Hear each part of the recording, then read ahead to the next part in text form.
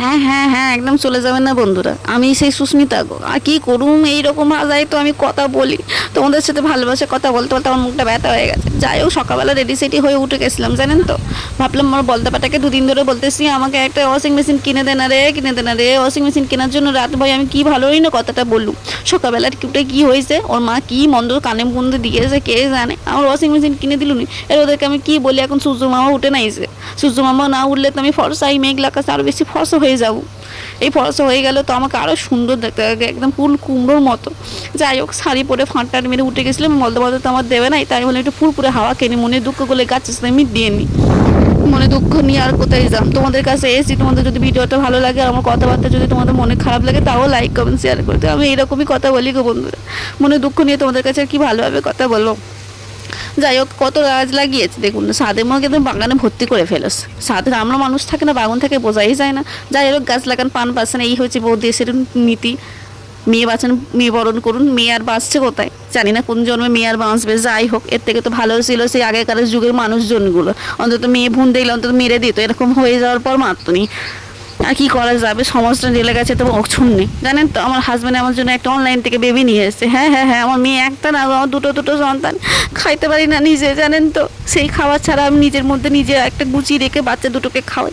এই যে দেখতে পাচ্ছেন, কার্তিকটাকে নিয়ে চলে এসছে। আমার বড়টা কি বুদ্ধি হয়েছে কে জানে, একটা মেয়ে দেখে সহ্য হয় নাই, বলে দাদা ভাই তুমি একটা মেয়েটাকে নিয়ে মাঝখানে ঘুম পাড়িয়ে নাও, আর একটাকে নিয়ে যাও বলে ঢুকে দিয়েছে। ফ্রিজময় খাবার শুধু রাখার ছিল, খাবার একদমই নাই জানেন তো। দিন রাত্রি খাইতে রয়েছে, আর কি করুম, খেয়ে শেষ করে ফেলেছি। বাচ্চাটাকে খাওয়াই নাই, বাচ্চাটার জন্য শুধু দুধ রাখতেছি।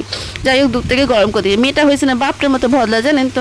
মুখতে শুধু ভক্ত ভক্ত ব্রাশ মোটে করতে চায়নি, আর শুধু হাতে হাতে হেল্প করার জন্য চলে আসে। বলে তুই পড়াশোনা কর, মায়ের মতো হইনি, মায়ের মতো হইনি রে, পড়াশোনাটা কর। বলে মাম্মা পড়াশোনা করছি তো। আমি বলি পড়াশোনা, খুন্তি যখন নাড়তে হবে মাম্মা পড়াশোনা করেই খুন্তিটা না। বলে বিছানা টিছানা গুছিয়ে একদম ওটা নিয়ে এসেছি পড়াতে।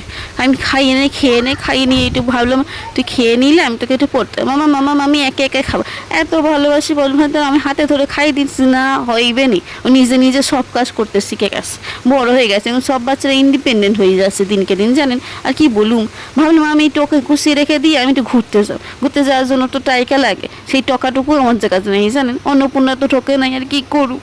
ভাবলাম মেয়েটাকে দিয়ে একটু পড়াশোনা শেখাই। মেয়ে আমাকে যা প্রশ্ন করেছে বন্ধুরা, আমি তো সব ভুলে গেছি। যেটুকু জানতাম সেটুকু ওর কাছে পড়াতে বসে আমি ভুলে যাই। কী করুম তোমাদেরকে, এই দুঃখের কথা যে এটা জিজ্ঞাসা করে শুধু বলি বাবা আসুক রাত্রেবেলা। পাপ তোর বাপ এসে বলবে এখনই, বাপ তো একদম সব প্রশ্নের উত্তর জানে, আমি তো কিছুই জানি না।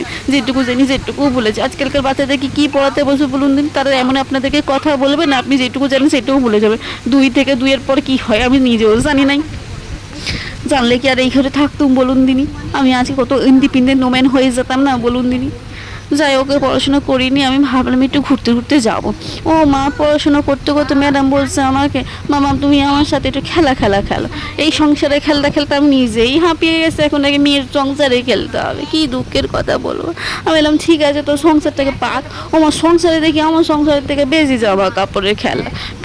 একদম তোতা পাখিটা হয়েছে পুরো আমার মেয়ের মতো, সারাদিন শুধু কানের কাছে পক পক পক পক করতেই থাকে। আমার মেয়ে বলছে মা আমি চায়ের দোকান দিয়েছি। আমি চায়ের দোকান কেন দিয়েছি রে বাবা, এই দেশে কি চাওয়ালা কম পড়ে গেছে, তুই আবার চায়ের দোকান দিবি। যাই হোক, চা দোকান দিয়েছে, আমাকে চা খাওয়া দিলাম। আমার মেয়ের দোকানে আমার কুকুরের চা পাওয়া যায় বলুন, জানতে বন্ধুরা, ওর দোকানে নাকি কুকুর ছাগল গরু সব রকম আছে, তাই সব রকমের দোকানে চা পাওয়া যায়, আর সেই আমাকে খেতে হয়েছে। কি আর কত দুঃখের কথা কম। যাই হোক, এই দুঃখের কথা ভালো লাগলে লাইক করুন, শেয়ার করে দেওয়ার পাশে দেখো বন্ধুরা। বাই।